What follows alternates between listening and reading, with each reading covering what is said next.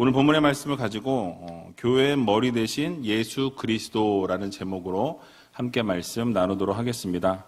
우리 옆에 계신 분들에게 오늘 이렇게 인사했으면 좋겠는데요. 예수님은 교회의 머리이십니다. 예수님은 교회의 머리이십니다.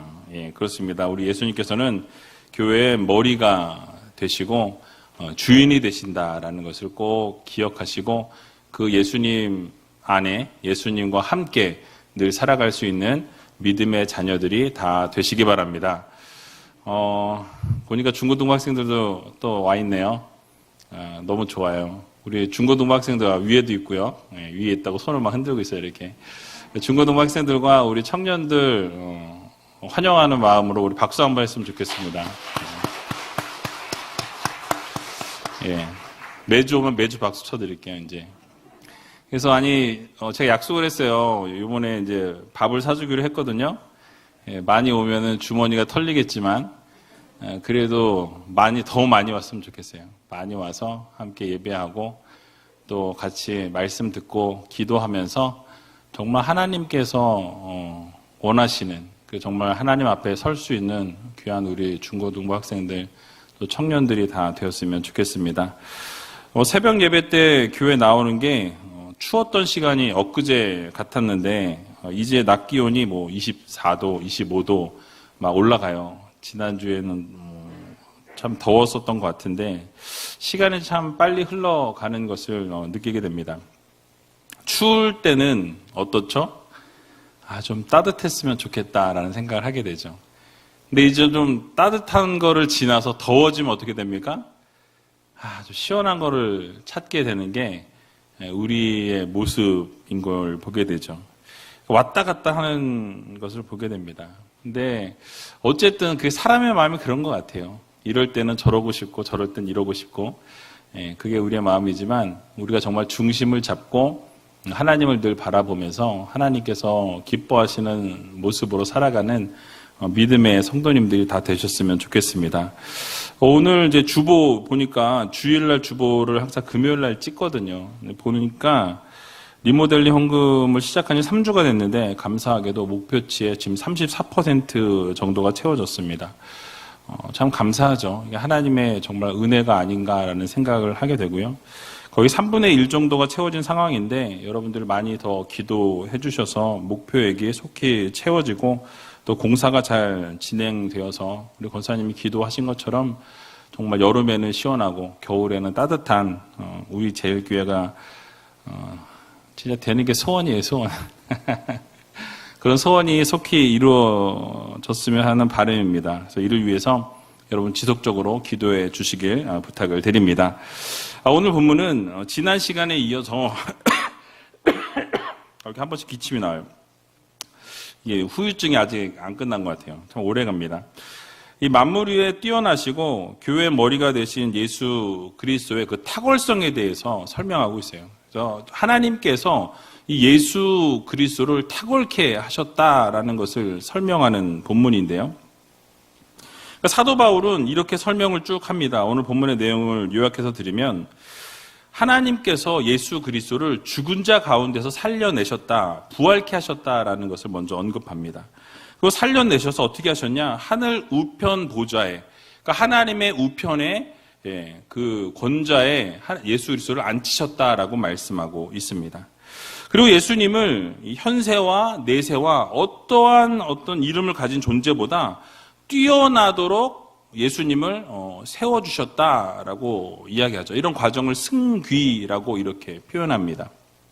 그래서 모든 만물들을 그리고 그 예수 그리스도 발 앞에 복종하게 하시고 또 그리스도를 그 만물 위에 가장 뛰어난 분으로 바로 하나님께서 세우셨다. 그래서 가장 탁월하신 분이 바로 여러분이 믿는 예수 그리스도께서 바로 이런 분이시다라는 것을 사도 바울이 이렇게 쭉 설명을 하는 것이 바로 오늘 본문의 내용입니다.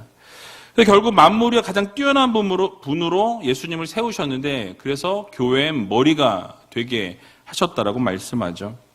그리고 교회는 어떻습니까? 그 머리 대신 예수 그리스도의 몸으로서 교회가 존재하게 되고 그래서 만물을 충만케 하시는 자의 충만함이 이 교회 안에 있어야 한다라는 것을 말씀하면서 오늘 본문 1장 말씀이 맞춰지게 됩니다. 자, 그렇다면 이 본문 말씀을 통해서 하나님께서 우리들에게 허락해 주시는 이 교훈의 말씀이 무엇인지 같이 한번 생각해 보는 시간을 갖도록 하겠습니다. 자, 본문 20절에서 21절의 말씀을 보면 이렇게 말씀을 시작하죠. 같이 한번 읽어 보겠습니다.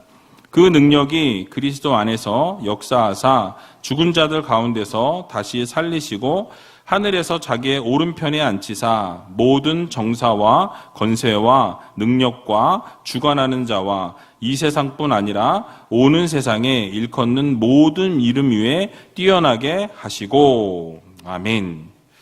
자, 하나님께서 예수 그리스도를 가장 탁월하게, 가장 뛰어난 분으로 세우셨다라는 것을 사도 바울이 지금 강조하고 있는 것이죠.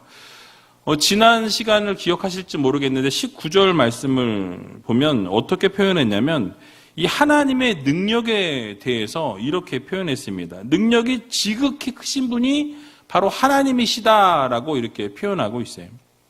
또 그의 힘의 강력으로 역사하셨다라고 이렇게 표현합니다. 이렇게 표현을 덧붙여서 이렇게 계속해서 하나님의 능력에 대해서 하나님이 어떠한 분이셨고 얼마나 위대하신 분이신가에 대해서 19절에서 설명하죠. 그리고 그 위대하시고 능력 많으신 하나님께서 이제 어떻게 하셨느냐? 바로 예수 그리스도를 높이시고 예수 그리스도를 가장 탁월하게 세우셨다라는 것을 강조하고 있는 것이죠. 여러분, 그래서 이런 표현들을 통해서 사도 바울이 이 하나님의 위대하심, 그리고 능력이 얼마나 뛰어나신 분이고 얼마나 대단하신 분인가, 또 그 대단하신 하나님께서, 그 위대하신 하나님께서 예수 그리스도를 어떻게 탁월하게 세우셨는가에 대한 부분들을 오늘 이어서 설명하고 있는 것입니다. 자, 그런데 이렇게 어떠한 수사적인 표현을 다 해도 하나님의 뛰어나신 능력을 우리가 다 표현할 수가 없어요.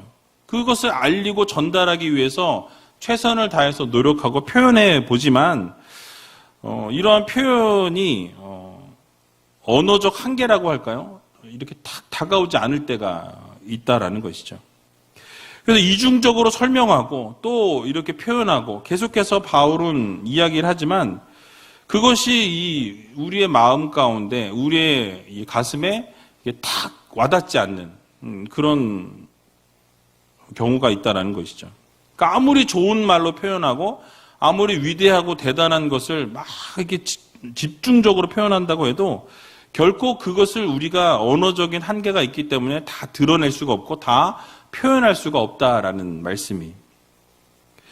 그래서 여러분, 표현하는 사람은 최선을 다해서 표현을 하지만 이 듣는 사람들 입장에서, 여러분 독자의 입장에서는 이 본문을 볼 때 그 예수 그리스도의 그 탁월성과 하나님의 위대하심이 그렇게 선뜻 와닿지 않는 것을 보게 됩니다. 그런 일들이 허다하다라는 것이죠. 그래서 사도 바울은 하나님의 능력에 대해서 그래서 다시 한번 설명하려고 했던 이유가 바로 이런 거예요. 자신의 언어적 한계가 있기 때문에 하나님의 위대하심과 그 하나님의 위대하심을 통해서 예수 그리스도의 탁월성을 이렇게 드러내고 싶은데 드러내려고 하지만 그것에 대해서 언어적 한계가 있어서 지속적으로 표현하지 못한 부분에 대한 것을 다시 한번 설명하고자 했다라는 것이죠. 자, 그래서 여러분 우리가 생각해 보면 이스라엘의 역사 가운데 이 하나님의 위대하심, 또 하나님의 능력, 하나님의 기적 이런 것들을 나타내는 부분이 상당히 많이 있는 것을 보게 됩니다. 성경을 딱 펼쳐보면 누구를 낳고 족보 외에는 거의 하나님께서 어떻게 역사하셨고 어떻게 기적을 베푸셨는지에 대한 부분들이 자세하고 상세하게 기록되어 있는 부분이 참 많이 있는 것을 보게 되죠. 그러니까 수많은 이 인물들, 구약에 나오는 인물들을 통해서 하나님이 어떻게 그들과 접촉하시고 어떻게 역사하시고 어떻게 이끌어가시고 그들을 세우시고 어떻게 기적을 베푸셨는지에 대한 부분들이 읽어보는 부분마다 족족 나오는 것을 보게 됩니다. 그런데 그 구약의 수많은 인물들을 통해서 하나님의 하나님 되심을 보여주셨음에도 불구하고 여러분 어떻습니까? 바울이 지금 그 크신 하나님의 능력에 대해서 그 증거로 이 구약의 이야기를 예로 들고 있지 않다라는 거예요. 무엇을 예로 들고 있습니까? 바로 그 하나님의 능력이 예수 그리스도 안에서 역사한다라는 거예요.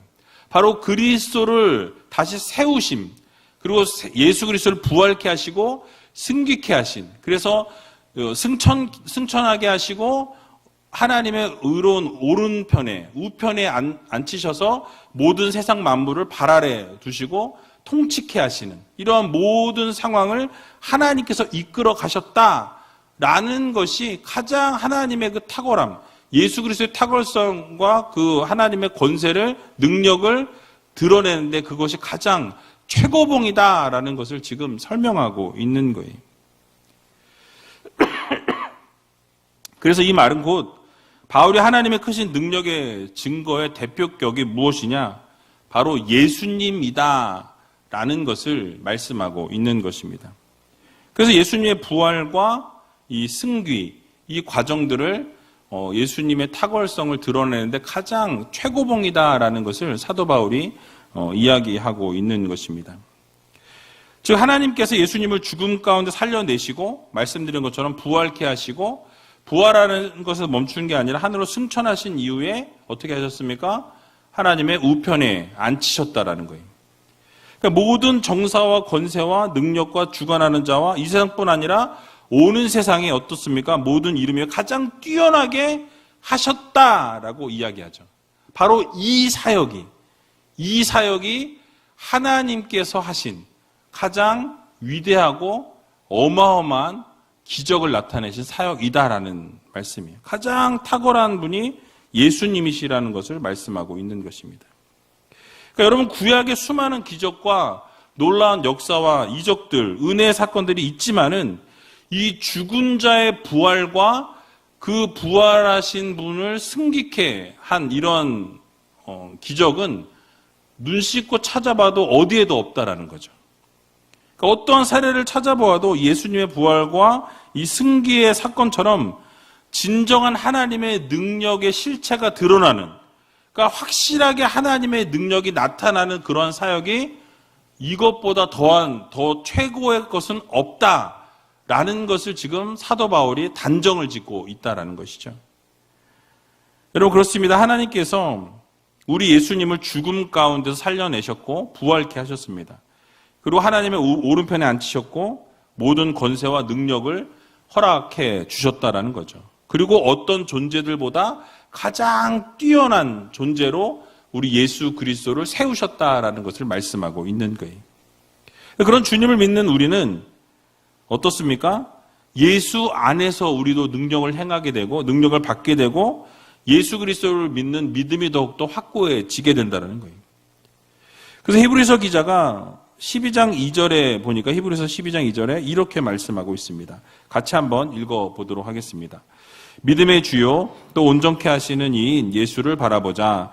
저는 그 앞에 있는 즐거움을 위하여 십자가를 참으사 부끄러움을 개의치 아니하시더니 하나님 보좌 우편에 앉으셨느니라. 아멘. 바로 앞에 설명드렸던 그 내용을 요약한 내용과 일치한다라고 생각하시면 될 것 같습니다. 우리의 믿음이 온전해질 수 있는 것이 언제입니까? 예수님을 바라볼 때라는 거예요. 여러분들이 힘들고 어려운 상황에 놓여 있을 때, 좌절하고 실망하는 상황 가운데 놓여 있을 때라도 우리가 해야 될 것은 무엇입니까? 예수님을 바라보는 거예요. 힘든 상황일수록 예수 그리스도를 바라보고 어려운 상황일수록 예수 그리스도를 바라볼 때 결국 하나님께서 어떻게 이루십니까? 예수님을 바라보는 우리의 삶을 통해서 영광을 받으시고 놀라운 기적과 역사를 이루어 주신다라는 이 사실을 여러분들 모두 믿으시기 바랍니다. 그래서 하나님의 능력을 나타내시는 데 있어서 최고봉은 누구다? 바로 우리 예수 그리스도이시다라는 것을 여러분 모두 기억하시기 바랍니다. 그러므로 우리 모두는 언제나 우리 예수님만 바라보고 믿음이 흔들릴 때, 여러분들이 정말 힘들 때가 있을 거예요. 또 어려울 때가 있을 줄로 압니다. 또 정말 누구에게도 말할 수 없는 고통, 또 외로움, 좌절, 절망, 낙심이 들 때가 있을 거예요. 그때 우리가 해야 될 것은 무엇이냐면 하나님께서 세우신 그 예수 그리스도를 바라보는 것. 그 주님을 바라봄으로 이 모든 것을 뛰어넘게 하시고 극복하게 하신다라는 이 사실을 여러분 모두 기억하면서 날마다 끝까지 주님을 바라보고 주님을 안에서 모든 것을 이겨낼 수 있는 귀한 우이제일교회 모든 성도님들이 다 되시길 주님의 이름으로 간절히 축원드립니다. 자, 그러면 이제 바울이 하나님께서 예수님을 또 어떻게 세워주셨는지 오늘 22절과 23절에 나와 있는데 같이 한번 읽어보도록 하겠습니다. 또 만물을 그 발 아래 복종하게 하시고 그를 만물 위에 교회의 머리로 주셨느니라. 교회는 그의 몸이니 만물 안에서 만물을 충만케 하시는 자의 충만이니라. 아멘. 자, 이 세상 만물이 예수님의 발 아래 어떻게 하셨다고 말씀하죠? 복종케 하셨다라고 말씀합니다. 또 모든 만물 위에 교회의 머리로 누굴 주셨어요? 예수 그리스도를 허락해 주셨다라고 말씀하고 있는 것이죠. 예수님의 위치를 지금 설명하고 있는 것입니다. 그래서 이 세상 모든 만물 위에 예수 그리스도를 세워주셨고 또 어떻습니까? 만물 위에 교회의 머리로 예수 그리스도를 주셨다라고 말씀하고 있어요. 자, 그러면 예수님이 어디 위치에 있습니까? 가장 높은 곳에 계시는 분이라는 거죠. 자, 그러면 우리의 위치는 어디입니까? 여러분의 위치는 어디입니까? 우리의 위치는 그 예수 그리스도 앞에 순종하고 예수 그리스도 앞에 복종하는 그런 성도들이여야 한다라고 말씀하고 있는 거예요. 빌립보서 2장 9절에서 10절의 말씀에 보면 이렇게 말씀합니다. 같이 한번 읽어보겠습니다. 이러므로 하나님이 그를 지극히 높여 모든 이름 위에 뛰어난 이름을 주사 하늘에 있는 자들과 땅에 있는 자들과 땅 아래에 있는 자들로 모든 무릎을 예수의 이름에 꿇게 하시고 아멘. 그러니까 하나님께서 예수의 이름을 지극히 높이셨다라고 말씀하죠. 그리고 모든 피조물들이 예수 그리스도의 이름 앞에 엎드리게 하셨다라고 무릎을 꿇게 하셨다라고 말씀합니다. 그리고 그 발 아래 복종케 하셨다, 순종케 하셨다라고 말씀하고 있는 것입니다. 그러면서 예수님을 교회의 머리로 세우셨다라고 이렇게 설명하죠. 여러분, 그러면 우리는 어떻게 살아가야 합니까? 머리 대신 예수 그리스도를 따르는 삶을 살아가는 성도가 되어야 한다라는 사실이에요. 예수님께서 교회의 머리가 되시고 교회는 예수 그리스도의 몸이라고 말씀합니다. 그래서 예수님과 우리의 관계는 끊을래야 끊을 수 없는 관계라고 성경은 말씀하고 있는 거예요. 그래서 요한복음 15장 5절에서 6절에 보면 예수님께서 이렇게 설명하시죠. 같이 한번 읽어보도록 하겠습니다. 나는 포도나무요 너희는 가지니 저가 내 안에 내가 저 안에 있으면 이 사람은 과실을 많이 맺나니 나를 떠나서는 너희가 아무것도 할 수 없음이라. 사람이 내 안에 거하지 아니하면 가지처럼 밖에 버리워 말라지나니 사람들이 이것을 모아다가 불에 던져 사르느니라. 아멘. 요한복음 15장 1절부터 말씀을 쭉 보게 되면 우리 하나님은 농부시라고 말씀해요. 그리고 예수님은 뭐라고 말씀합니까? 참 포도나무라고 말씀합니다. 우리는 뭐예요? 너무 어려운가요?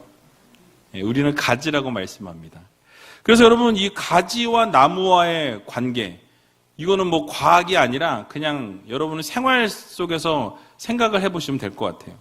나무와 가지의 관계는 어떻습니까? 가지가 나무가 싫다고 떠날 수 있나요? 떠날 수 없어요. 나무가 있으면 가지는 어떻게 해야 합니까? 이 나무에 붙어 있어야 된다는 거예요. 나무에 붙어 있을 때에만 그 존재의 가치가 드러나는 거죠.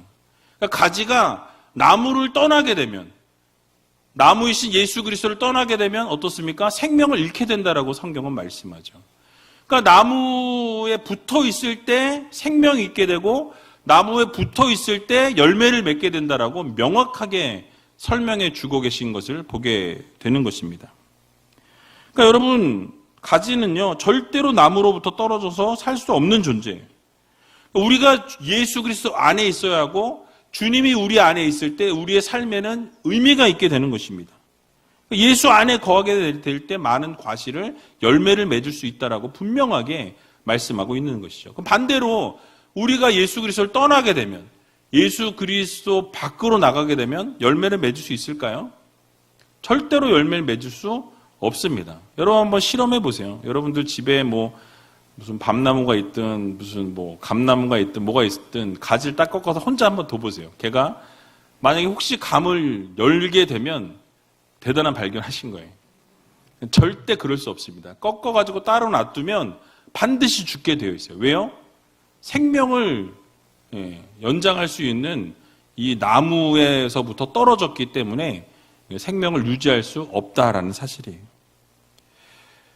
여러분, 우리가 예수님을 떠난 삶을 살게 되면 어떻게 됩니까? 과실을 맺을 수 없고요. 결국은 죽을 수밖에 없다라고 성경은 말씀합니다. 그러니까 물을 떠난 물고기는 살아갈 수 없듯이 이 나무를 떠난 가지는요, 살아갈 수가 없는 거예요. 죽을 수밖에 없다라는 거예요. 그래서 주님 안에 거하지 아니하고 주님을 떠난 삶을 살게 되면 여러분 반드시 밖에 버리워 불에 던져 살게 된다라고 오늘 본문 성경은 말씀하고 있는 것입니다. 자, 그러면 우리가 주님 안에 거하고 주님과 붙어 있게 되면 어떻게 된다고 말씀하죠? 저절로 과실을 맺게 된대요. 저절로. 내가 안 맺고 싶어도, 내가 맺을 생각이 전혀 없어도 주님과 함께 하기만 하면, 주님 안에 거하기만 하면, 주님이 내 안에 계시기만 하면 어떻게 된다? 열매를 맺는 거예요. 우리가 원하든 원하지 않든 주님과 함께하는 삶을 살게 되면. 근데 우리가 원하지 않으면 주님과 함께할 수 없죠. 주님과 함께하다 보면 저절로 맺혀지는 거예요. 열매가 자동적으로 맺혀지게 된다라고 분명하게 말씀하고 있는 것입니다. 어떻게 하면 돼요? 주님과 함께. 어떤 일이 있어도, 무슨 일이 있어도 주님을 떠나면 안 돼요. 주님을 붙들고 살아가는 거예요. 어려움이 있어도, 힘든 일이 있어도, 좌절하고 절망하고 낙심이 있고 모든 것을 다 포기하고 싶은 상황에 놓일지라도 끝까지 놓지 말아야 될 분은 누구입니까? 예수 그리스도예요. 예수 그리스도. 주님을 놓치지 않고 끝까지 주님을 붙들고 나가면 반드시 주님께서 우리에게 열매를 허락해 주시고 많은 열매를 맺게 해 주신다라고 명확하게 말씀하고 있는 것을 보게 됩니다. 여러분, 어떤 고난과 환난이 우리 앞을 가로막아도, 여러분을 힘들게 할지라도, 어렵게 할지라도 우리의 주인 되신 예수 그리스도 안에 주님과 함께하는 삶을 살아가게 되면 여러분 반드시 놀라운 역사와 기적을 맛보게 되고 열매를 맺게 하신다라는 이 사실을 여러분 모두 믿으시고 날마다 주님과 동행하고 주님과 함께하는 삶을 살아가는 믿음의 자녀들이 다 되시길 주님의 이름으로 간절히 축원드립니다. 자, 그리고 오늘 본문에 나온 비유 한 가지만 더 보고 말씀 마치려고 하는데요. 이 포도나무 비유와 비슷한데 이 교회에 대해서 이 예수님과의 관계에 대해서 이 부분을 살펴보고 마치려고 해요. 자, 포도나무와 가지 비유에서는 그 초점이 어디에 있냐면 밀접한 관계 안에 있긴 하지만 가지가 떠나거나 꺾이게 되면 어떻게 됩니까? 열매를 맺으려고 해도 맺을 수 없다라는 거예요. 버림을 받을 수밖에 없다라고 분명하게 말씀하고 있는 것을 보게 되죠. 하지만 오늘 본문에 나오는 이 비유는 예수님과 교회의 관계를 뭐와 뭐의 관계로 이야기하죠? 머리와 몸의 관계로 이야기하고 있어요. 자, 여러분, 머리와 몸, 여러분 스스로 한번 보시고 옆에 있는 사람 머리와 몸을 한번 보세요. 머리가 나 떨어지고 싶어 그렇다고 몸에서 떨어질 수 있나요? 꺾으려고 그런다고 꺾어지나요? 불가능합니다. 절대 이 머리와 몸은 분리될래야 분리될 수가 없다라는 사실이에요. 그러니까 여러분, 만약에 여러분들의 몸의 일부가 병이 들었어요. 만약에 손에 막 문제가 생겼어. 막 손이 말을 안 들어, 갑자기 어느 날. 말을 안 들으니까, 이 손이 말을 안 들으니까 잘라버려야 되겠다. 댕강 자르는 분 계세요? 다리가 갑자기 말을 안 들어. 내 마음대로 다리가 안 움직여요. 이 다리가 말을 안 듣네? 다리를 그냥 잘라버리고 살아야 되겠다. 툭 잘라버리는 분 계세요? 없어요. 왜요? 내 몸이니까. 내 손이니까. 내 다리니까. 어떻게 해요? 치료해야죠. 될 수 있으면 고쳐야죠. 마음에 안 들어도 어떻게 해요? 다시 회복해야 한다라는 거예요. 그러니까 여러분, 문제가 생기더라도 어떻게 해서든지 고치고 돌보는 것이 당연하다라는 거예요. 손이 잘못을 하고 다리가 잘못을 해도 잘라버리거나 떼어버리는 것이 아니라 어떻게든 치료해서 몸이 그냥 계속 움직일 수 있도록 어떻게 해요? 머리가 그것을 계속 움직여 준다라는 사실이. 그러니까 모든 지체가 머리의 뜻을 따라서 움직여주고 머리가 생각하고 뜻하는 대로 움직여주는 것처럼 교회는 예수님의 생각, 예수님의 뜻을 따라 움직이는 교회가 되어야 한다라는 사실이에요. 때로는 머리이신 예수님의 뜻을 우리가 따르지 못할 때가 있어요. 예수님이 원하시는 것이 A라는 것을 알면서도 우리는 B를 향해 갈 때가 있죠. 예수님이 이렇게 하라고 말씀하셨음에도 불구하고 우리는 저렇게 할 때가 있는 것을 보게 된다는 거예요. 근데 그러한 상황 가운데서도 머리 대신 예수님께서 어떻습니까? 야, 너는 내가 A 하라는데 B 했어? 이 댕강 잘라버려야 되겠다. 잘라버리시네. 아니라는 거예요. 어떻게든 보듬어 안으시고 깨닫게 하시고 돌이키게 하시고 회복해 해주신다는 거예요. 결국 하나님의 품에 돌아올 수 있도록 안아주신다라는 사실이에요. 여러분, 그래서 우리 주님께서는요, 우리의 부족함을 채우시고 연약함을 붙들어 주시는 분이십니다. 그래서 오늘 본문 23절에도 보면 예수님을 소개하면서 만물을 충만케 하시는 자라고 말씀하죠. 자, 이 만물을 충만케 하신다라는 이 뜻은 만물을 완성하신다라는 뜻이에요. 그래서 만물의 부족함을 채워주시고 부족함이 있으면 그것을 완전케 해주시는 분이 누구십니까? 바로 예수 그리스도이시라는 거예요. 여러분, 이 자리에 앉아 계신 분들 가운데 완전하신 분이 있을까요? 없어요. 다 부족합니다. 연약해요. 다 무엇인가가 모자라다라는 거예요. 그런데 그 모자람을 누가 채우세요? 우리 예수 그리스도께서 채우신다라는 것을 여러분들 모두 믿으시기 바랍니다. 그래서 여러분, 우리 예수님께서 이 땅에 오신 것도 우리 만물의 부족함을 채우시고 보완해 주시고 완성시켜 주시기 위해서 오셨습니다. 구약의 율법이 어때요? 불안했죠. 근데 이 모든 율법을 완성하신 분이 누구세요? 예수 그리스도예요. 주님께서 오셔서 이 모든 율법을 완성하셨다라고 우리는 말씀하죠. 그래서 오늘 본문에 보니까 23절에 교회는 만물을 충만케 하시는 자의 충만이라고 말씀합니다. 즉 교회의 모습이 어떠해야 하는지에 대해서 우리들에게 교훈하고 있는 거예요. 무엇이 교회된 모습입니까? 여러분, 반듯한 이런 건물이 있는 게 진정한 교회의 모습입니까?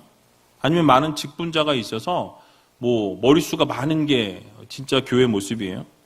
아니면 수많은 직분자들과 봉사자들이 있어서 교회에 인원이 차고 넘치는 게 그게 진짜 교회의 모습입니까? 어떤 게 진정한 교회의 모습이고 참 모습이냐라는 거예요. 그게 바로 참 교회의 진 면목은 그 기준이 되는 것은 바로 예수님의 충만함이 넘치는 교회여야 한다라는 거예요. 그러니까 충만한 교회, 예수님으로 충만한 교회, 예수님이 차고 넘치는 교회, 뭘 하든지 예수님의 사역이 드러나는 그런 교회가 되어야 한다라는 말씀이에요. 그것이 바로 진정한 참 교회의 모습이라는 사실입니다. 그러니까 예수의 영광이 교회 안에 가득해야 한다라는 거예요. 어떤 사역을 하든지 예수 그리스도의 향기가 드러나고 예수 그리스도의 놀라운 은혜가 드러나야 한다라는 거예요. 그러니까 예수님의 능력이 있어야 하고 예수님의 인격이 드러나야 되고 예수님의 겸손과 예수님의 은혜와 예수님의 사랑이 넘치는 교회가 되어야 한다라는 사실이에요. 예수님의 인내가 있어야 돼요. 예수님의 희생이 있어야 합니다. 예수님의 봉사가 있어야 되고 예수님의 헌신이 있어야 돼요. 예수님의 거룩함이 있어야 하고 예수님의 용서하심이 교회 안에 차고 넘쳐야 한다는 사실이에요. 예수님의 모습이 가득한 교회, 예수님의 모습이 충만한 교회가 바로 하나님이 원하시고 예수 그리스도께서 기뻐하시는 진정한 교회라는 사실을 여러분들 모두 기억하시기 바랍니다. 겉으로 보여지는 모습이 대단하고 웅장한 게 참교회가 아니에요. 예수님이 충만한 교회, 예수님이 차고 넘치는 교회가 진정한 교회요, 충만한 교회라는 것을 여러분 모두 기억하시고 어떠한 상황 속에서도 예수님이 드러나는, 어떠한 환경 가운데서도 예수님이 나타나는 예수님의 인격과 예수님의 사랑이 드러나는 교회를 세워나가기 위해서 노력하는 성도들이 되어야 한다는 사실입니다. 그러니까 내 생각과 내 고집으로 채우는 교회가 아니어야 한다라는 거예요. 나의 것으로 교회를 채우는 그런 교회가 아니라 예수님의 것으로 충만케 하고 예수님의 것으로 옷을 입고 예수님께서 늘 경험되어지는 그런 교회를 우리가 세워 나가야 한다라는 거예요. 그게 뭐 목회자가 한다고 되는 것이 아니고 한 사람 한 사람, 여러분이 교회잖아요. 바로 교회인 여러분들 한 사람 한 사람이 그렇게 예수 그리스도의 향기를 드러내고 예수 그리스도의 편지로서 살아가고 주님의 인격으로 살아가고 주님의 모습으로 살아갈 때 교회는 진정한 교회로 세워지고 진정한 교회로 거듭나게 되어진다는 것을 여러분들 꼭 마음 깊이 새기시기 바랍니다. 그러므로 사랑하는 우리제일교회 성도 여러분, 우리가 오늘 들은 말씀을 기억하면서 정말로 교회가 예수님으로 가득한 우리제일교회가 되었으면 좋겠습니다. 그래서 여러분, 예수님으로 인해 세상에서는 경험할 수 없는 그 주님의 사랑을 우리 우리제일교회에서 경험하고 정말 세상 가운데서는 맛볼 수 없는 그 주님의 그 인격, 주님의 그 은혜, 주님의 그 사랑을 누가?